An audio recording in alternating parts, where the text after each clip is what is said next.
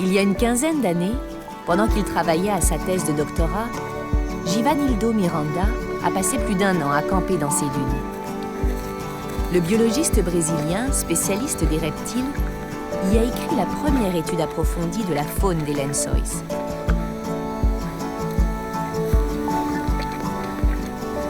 En dédiant sa vie à l'étude de cette région méconnue mais passionnante, ce scientifique a fait œuvre de pionnier. Depuis, l'étudiant pauvre est devenu un enseignant respecté. Il n'hésite pas à guider ses étudiants, pieds nus dans les dunes, afin de leur transmettre sa passion pour cet endroit magique.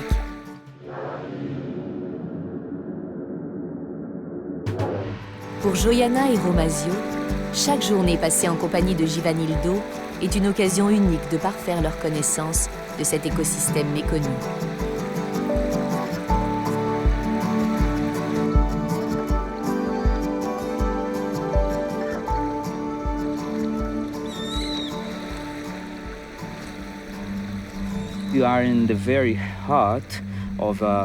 Les Lençóis se situent à la transition entre plusieurs écosystèmes brésiliens.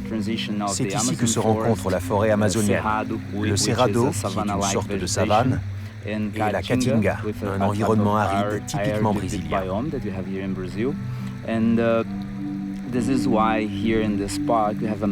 C'est la raison pour laquelle on trouve ici des espèces originaires de ces différents milieux. Et c'est ce qui rend la région si particulière.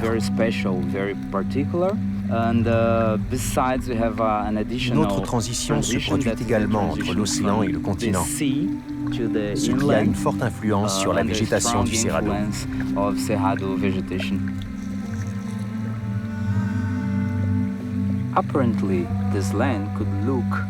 On s'attendrait à ne trouver ici qu'une terre stérile, sans aucune vie, juste de vieux troncs desséchés. Mais quand on regarde plus attentivement, on découvre que toute une vie très diversifiée y est cachée.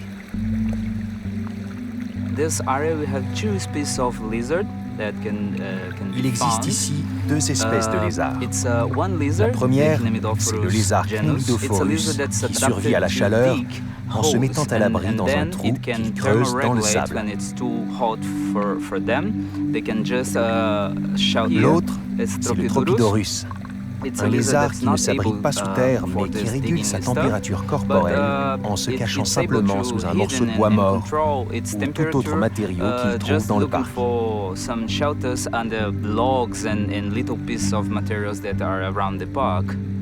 Il y a beaucoup de vie ici. Il y a des tortues qui sont sans doute en activité en ce moment, parce que la saison des pluies est l'époque durant laquelle elles sont le plus actives. On trouve également dans cet environnement une grande variété de grenouilles.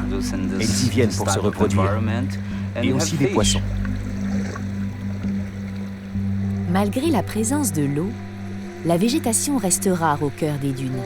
C'est le sable qui prédomine.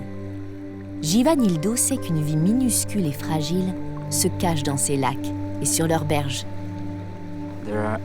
Cet endroit recèle encore bien des mystères. Beaucoup d'espèces n'ont pas encore été vraiment étudiées. Et je suis certain que lorsque nous les connaîtrons mieux, nous découvrirons des choses absolument incroyables à leur sujet.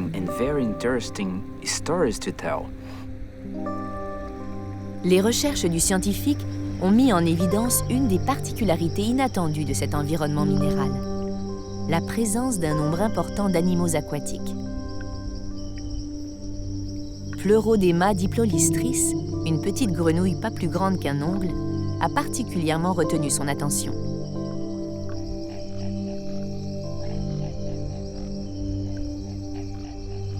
Il faut l'œil exercé d'un spécialiste pour repérer cette minuscule grenouille dans son milieu naturel.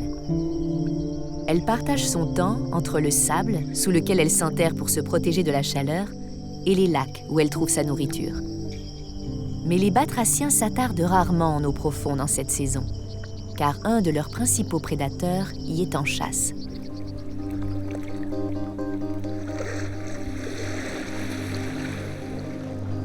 Rare et protégée, la pininga est une tortue aquatique endémique à l'appétit insatiable. Le biologiste sait que durant la saison humide, cette tortue passe la plus grande partie de la journée à traquer ses proies sous l'eau.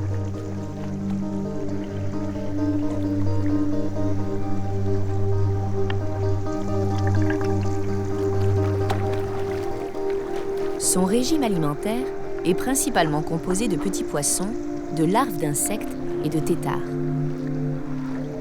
Elle chasse inlassablement, car il lui faut emmagasiner le plus d'énergie possible et se reproduire avant qu'il n'y ait plus d'eau. Le scientifique a remarqué que beaucoup d'animaux de ces lacs temporaires vivaient en accéléré, sans doute parce qu'ils ne disposent que de quelques mois pour accomplir leur cycle biologique. Givanildo Miranda sait que le moindre d'entre eux a son importance. Pour lui, même les plus minuscules créatures de cet environnement éphémère méritent d'être étudiées.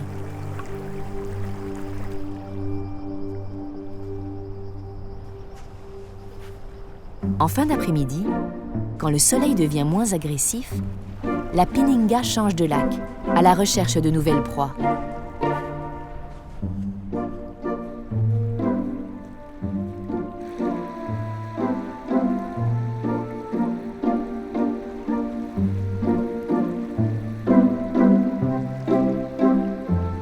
Au centre du parc se trouve une enclave de verdure cernée par les dunes que ses habitants appellent une île, Queimada dos Britos.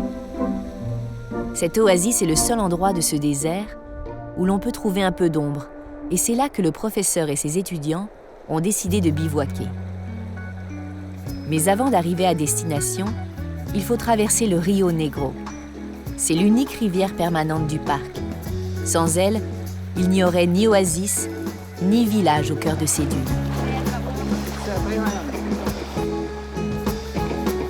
Ici, les visiteurs sont rares, mais toujours très bien accueillis.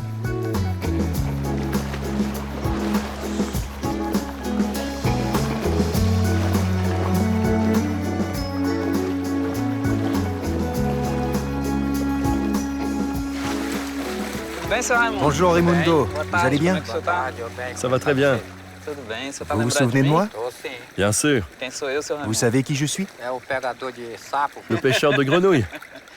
Voici mes étudiants, Royana et Romadio. Enchanté. Monsieur Raimundo, vous auriez une place pour garder les chevaux? Oui, juste derrière. Merci.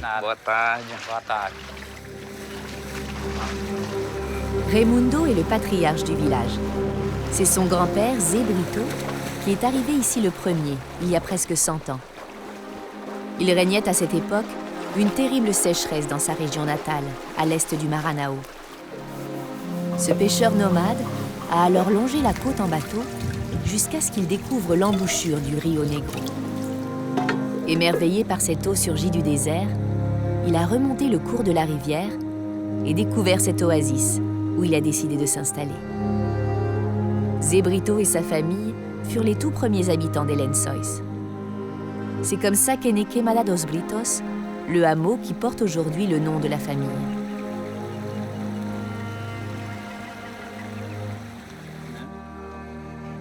Qu'est-ce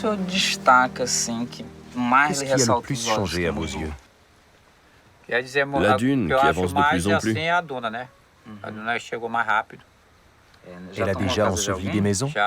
Oui, la mienne, ma première maison, la dune l'a emportée. Donc la dune progresse plus vite qu'avant. Tout à fait. C'est parce qu'il pleut moins? Oui, de moins en moins. Mais cette année, il a beaucoup plu, non? Il a plu, Dieu merci. Raimundo, les gens d'ici travaillent comme avant ou ça a changé? Il y a beaucoup plus d'élevage. Ça a doublé? Oui, ça a bien plus que doublé. Aujourd'hui, on ne cultive plus à cause de la dune. On conseille aux gens d'éviter de cultiver pour ralentir sa progression. Je comprends. Vous voulez prévenir l'avancée de la dune? C'est ça. En principe, l'agriculture et l'élevage sont interdits dans le parc parce qu'ils détruisent la végétation fragile qui stabilise les dunes. Ces activités font pourtant l'objet d'une certaine tolérance de la part des autorités, qui n'ont ni les moyens, ni la volonté de reloger ces familles qui habitent le parc depuis des générations.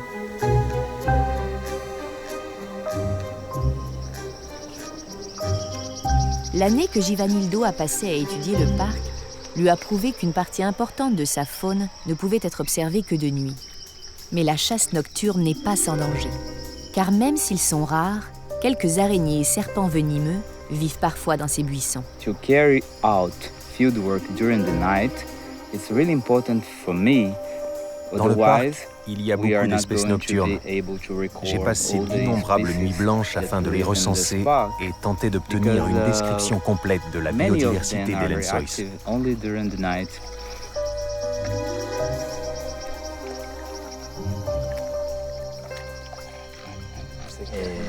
Donc, ça c'est un crapaud kourou des lensois, le Rhinella jimmy. Sa peau est toxique en raison des glandes à venin qui se trouvent sur ses membres antérieurs et au niveau du cloaque. Cette espèce est très proche de Rhinella marina, un crapaud invasif qui provoque beaucoup de problèmes en Australie. Ce crapaud est commun aux lensois. On le trouve dans les deux types d'environnements, la restinga et les dunes.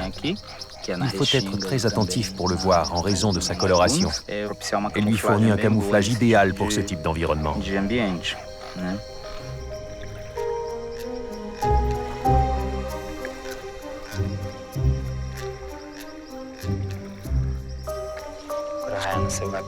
Passez par là. Faites attention, il est très rapide. Il peut essayer de s'enfuir. Soyez prudent, n'abîmez pas la végétation. Il n'est pas venimeux, mais il est très vif.